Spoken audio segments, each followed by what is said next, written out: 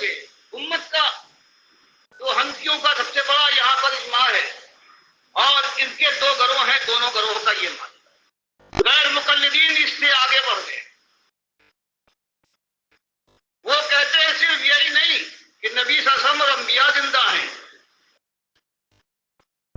بلکہ سارے لوگ جو مر جاتے ہیں وہ زندہ ہیں، اگر زندہ ان کے پاس زیارت کو جائے، سلام کہے، جیسے حدیث میں آیا ہے، تو وہ سنتے ہیں، دیکھ کر پہچانتے ہیں، اس کے لیے دعا کرتے ہیں، اور اس کے اوپر اس کے گھر والوں کے اعمال پیش کیے جاتے ہیں۔ اگر اچھے اعمال ہوتے ہیں تو خوش ہوتا ہے، اور اگر برے اعمال کرنے والے ہوتے ہیں تو وہ دعا کرتا ہے کہ مالک ان کو موت نہ دے جب تک کہ اچھے اعمال نہ کرنے لگے۔ تو اس قبر میں پہنچنے کے بعد زندہ نہیں بلکہ زندوں سے زندہ ہے۔ زندہ تو بیچ میں مٹی کا پردہ ہے، وہ نہیں دیکھ پاتا، لیکن وہ ہے، وہ دیکھتا بھی ہے، سنتا بھی ہے، خوش بھی ہوتا ہے، دعائیں بھی کر رہا ہے۔ یہ ہے اہل حدیث کا، اور امام احمد کا، امام ابن تیمیہ کا، ابن قیم کا، ابن کثیر کا، ابن حجر کا، جتنے بڑے بڑے عالم مانے جاتے ہیں، کچھ کے میں نے فوٹو آپ کو دے دیے ہیں، وفات النبی کی کتاب آپ کو یہاں مل جائے گی، ان کے فوٹو دکھا دیے ہیں۔ تو بتائیے اگر یہ مسئلہ ہو جائے کہ شرک کی جو بنیاد ہے جس کے ذریعے سے شرک پھیلتا ہے، اور شرک کی بنیاد کیا ہے کہ مرنے والا مرا نہیں، زندہ ہے، دیکھتا ہے، پہچانتا ہے، خوش ہوتا ہے، منت مانو، نظر چڑھاؤ، پھر اگر اس کے پاس خود طاقت نہیں ہے تو وہ سفارش کرے گا، اس کی سفارش ایسی تیر بہدف ہے کہ مالک ٹال نہیں سکتا، ایسا وہ محبوب اور ایسا وہ ڈاڈلا ہے۔ یہی بنیاد ہے۔ ہم نے کیا کیا ہے کہ بھری بزم میں راز کی بات کہی، ہم نے یہ کھول کر اعلان کیا ہے کہ مالک کے سامنے جانا ہے، اس نے ہمیں پیدا کیا، اس نے ہمیں کھلایا پلایا، وہ ہم کو موت دے گا، وہ ہم کو اٹھائے گا، اور اس کے بعد حساب و کتاب کے بعد یا تو ہماری بدقسمتی ہے کہ آپ سے صافہ پیش آ جائے، اور اگر خوش نصیبی ہے اللہ اسی خوش نصیبی سے سرفراز کرے تو ہمیشہ کی جنتیں ہے، اللہ کی خوشنودی ہے اور ہمیشہ کی خوشحالی ہے۔ ایک اس بات کو ہم نے پیش کر دیا، اور اسی نقطے کو سمجھیے کہ مالک کے یہاں سے جو آتا ہے وہ یہ نہیں کہ ایمان سے لے آؤ لا الہ الا اللہ محمد رسول اللہ ہے، بلکہ مالک آزماتا ہے کہ تم اپنے ایمان میں کتنے پختہ ہو۔ اگر اللہ کے ساتھ یہ وعدہ کرنے کے بعد دنیا سے ڈرتے ہو، کسی اور نے اللہ کے خلاف اللہ کی کتاب کا انکار کر کے ڈنکوں کے چوٹ کے اوپر آواز نکالی ہے، دنیا نے مانا ہے، تو تم ماننے کو تیار نہیں ہو، تو اور کافری کیا ہے؟ اس کے علاوہ بتا دیجیے اور کیا چیز ہے، اور اس سے آگے بھی۔ اسی لیے مالک نے سورہ نحل میں یہ بتایا کہ اس سے اجتناب کرو طاغوت سے، وقت گزرا ہے۔ سورہ بقرہ میں اس کو اور تیزی کے ساتھ اور شدت کے ساتھ کہ وَمَن يَكْفُرْ بِالطَّاغُوتِ وَيُؤْمِن بِاللَّهِ وَقَدِ اسْتَمْسَكَ بِالْعُرْوَةِ الْوُثْقَىٰ لَا انفصام لَهَا۔ اب اور اس کے اندر شدت آئی کہ اجتناب نہیں، اب طاغوت کا کھلے کفر کرو، اور اس طرح سے ساری جو مصیبتیں آئی ہیں صرف جوان مردوں پر آیا کرتی ہیں جو اس ہمت کے ساتھ اپنے مالک کی غلامی کا نعرہ لگائے اور خلوص کے ساتھ ثابت کر دے، پھر کہیں اللہ بھی ان کو آزماتا ہے اور پھر پروردگار کی سنت پوری ہوتی ہے۔ باقی جو میل ملاپ کر لے، جو سب کو خوش رکھنا چاہے، اپنے مالک کو بھی اور مالک کے ان غلام دنیا والوں کو بھی خوش کرنا چاہتا ہے، وہ کبھی یہ بات نہیں کہہ سکتا۔ پھر زمانہ اور گزرا ہے، مالک نے اور کھول کر کہا یا الذین آمنوا یقاتلون فی سبیل اللہ۔ اب صرف زبان نہیں، اب تو قتال کا معاملہ ہونا چاہیے۔ اب اللہ کی راہ میں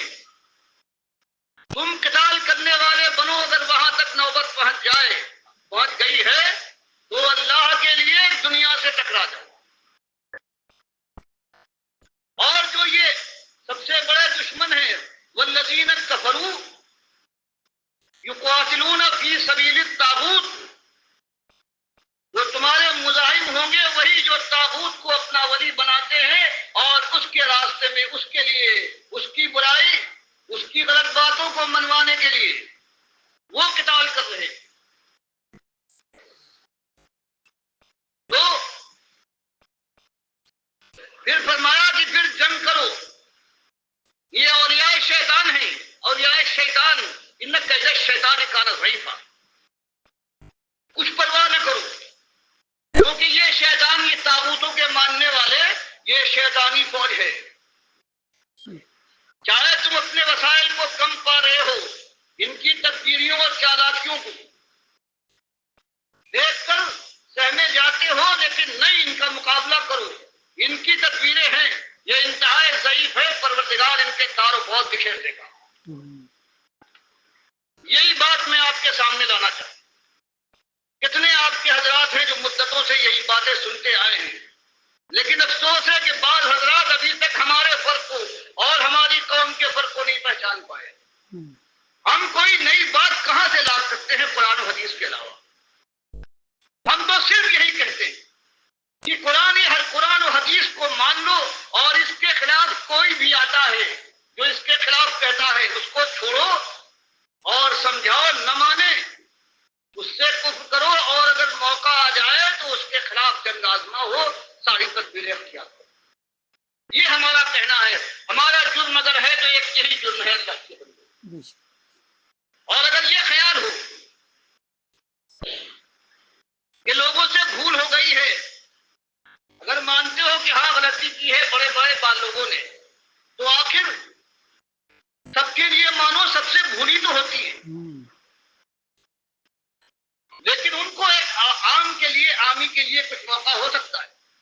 لیکن تمہارا حال یہ ہے کہ تم کہتے ہو دنیا والوں کہ یہ اللہ میں زہر ہے، ان کے علم کو کوئی پہنچ نہیں سکتا، اور پھر وہ اللہ کی کتاب کے خلاف فیصلہ صادر فرماتے ہیں اور کہتے ہیں حدیث میں یہ آیا ہے۔ ان سے پوچھو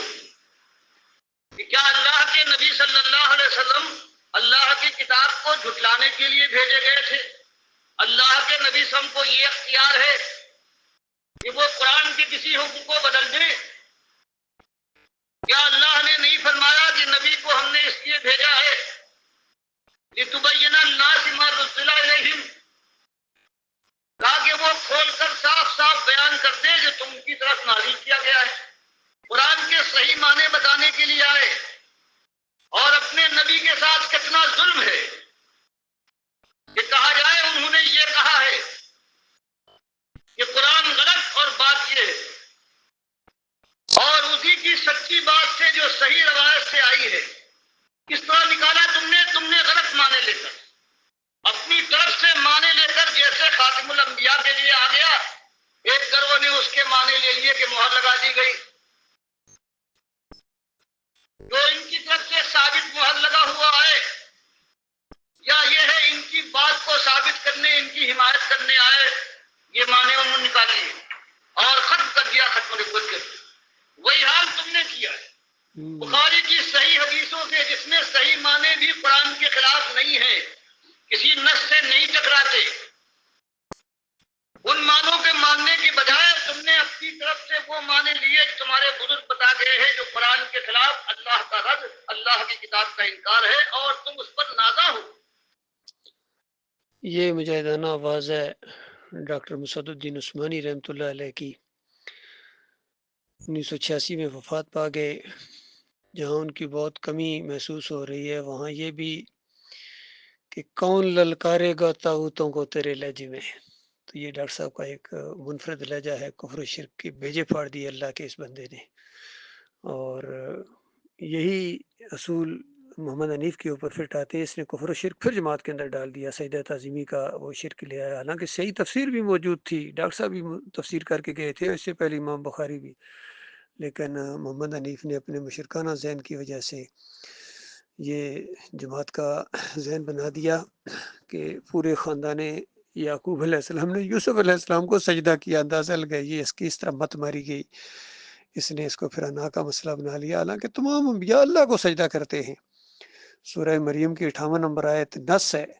اس انداز سے کہ تمام انبیاء کے سامنے جب اللہ کی کوئی نشانی آتی ہے تو اللہ کے سامنے سجدہ ریز ہو جاتی ہیں۔ تو یہ یوسف علیہ السلام کا اقتدار تک پہنچنا اور سارے اس ماحول کو جو اللہ تعالیٰ نے غیر محسوس طریقے سے اپنی اس منصوبے کو پائے تکمیل تک پہنچایا ہے، یہ اللہ کی نشانی ہے کہ اللہ تعالیٰ جو کہتا ہے وہ پورا ہو جاتا ہے، اور اللہ علم والا ہے، قدرت والا ہے، طاقت والا ہے، حکمت والا ہے۔ تو ایسے موقع کے اوپر وَخَرُّوا لَهُ سُجَّدًا، لہو کی ضمیر اللہ کے لیے، سارا خاندان اللہ کے سامنے شکر گزاری کے طور پر سجدہ ریز ہو گیا۔ لیکن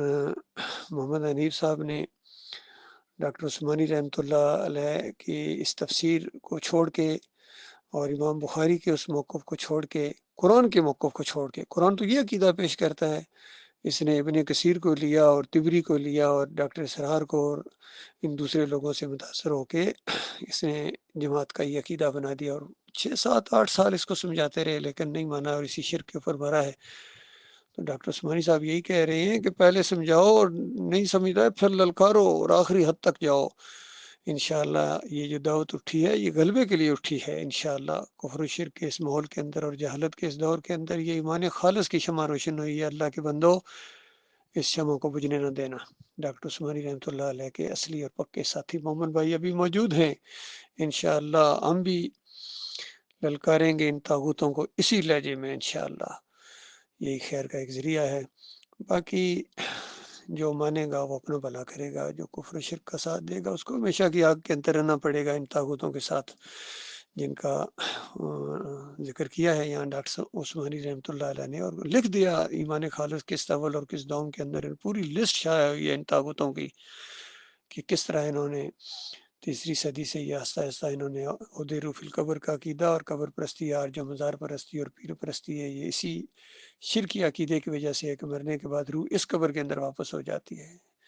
قرآن کا یہ عقیدہ ہے کہ قیامت سے پہلے روح واپس نہیں آتی ہے۔ شہداء اور انبیاء جنتوں میں زندہ ہیں، برزخی جنت کے اوپر،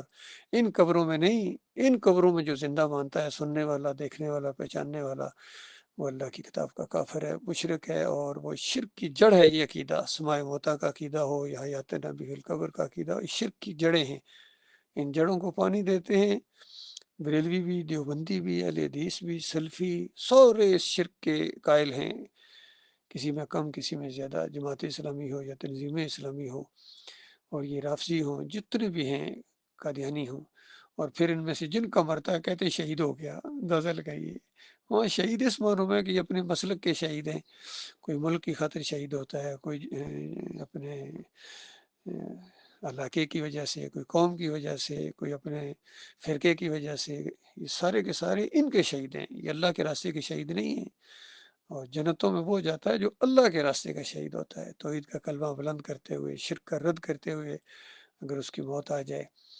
اگر تبلیغ کے دوران بھی موت آ جائے تب بھی یہ شہداء میں ہوتا ہے۔ اور نبی علیہ السلام نے فرمایا اگر شہادت کا سچا جذبہ ہو دل کے اندر اور عام موت بھی آئے تب بھی اللہ اس کو شہید کا درجہ دیتا ہے۔ اور کوئی ایسا آدمی جس کے دل میں اللہ کے راستے میں جنگ کرنے کا یا شہادت کا شوق نہیں ہے تو نبی علیہ السلام نے فرمایا گویا وہ ایک نفاق کی موت مرا ہے۔ تو اللہ تعالیٰ سے دعا ہے اپنے لیے بھی اور اپنے سارے مومن بھائیوں کے لیے کہ مالک ایمان خالص کے اوپر جمائے رکھے، آخری دم تک مخلص اور باصلاحیت لوگ ہمارے ساتھی بنے، اور یہ بات آگے بڑھتی جائے اور اس راستے کے اندر ہمیں اللہ تعالیٰ شہادت کی نعمت سے مالا مال کر دے۔